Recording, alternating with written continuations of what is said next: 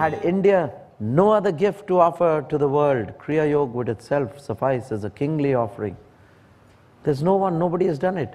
Now there are people like Hanel and Christian Science and all who are slowly trying to cheat and fudge from the yogic techniques, which are so powerful and so vast, you know, that you know exactly where it came from. It's come from yoga, and that's the source. Even the Tibetans who using these words like antakarna and prakshalan, they're not Tibetan words for bridge and all. Antakarna means the inner ray. The inner ray which connects the septenary man, Antakarna. It's in Marathi also, which is closest to Sanskrit, and it's in the proper Sanskrit language. So it's good that you're getting to the source. You get to the source. If you want to learn yoga, you don't go to Japan. You come to India. Or the true yoga, you go to America.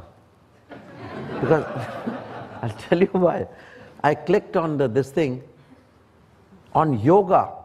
I clicked on the YouTube on yoga, and I was shocked to see that there was nothing about yoga on the YouTube about yoga.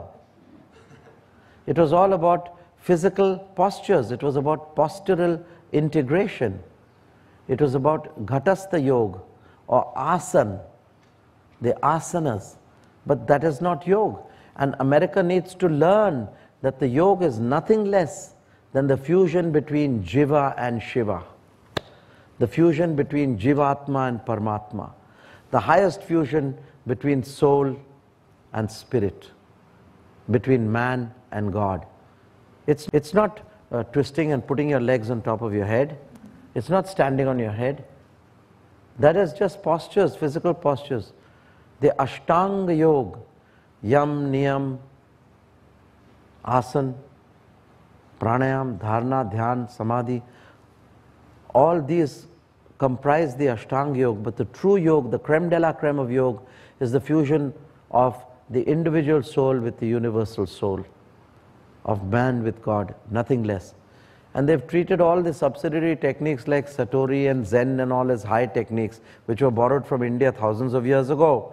And they've taken the original technique of yoga, which means yoga samadhi. Yoga means total fusion with God. They've taken that and dragged it to a very low state of physical postures, of circus and gymnastics. That is just one of the means. It's the tip of the iceberg. It's the 1/8 of the portion of yoga, the least of yoga, which cannot be individually be qualified to be called yoga. Yoga is the fusion of man with God, of soul with spirit, of Jiva with Shiva. This is what the true yoga is. And this is what America needs to understand, and all European countries too,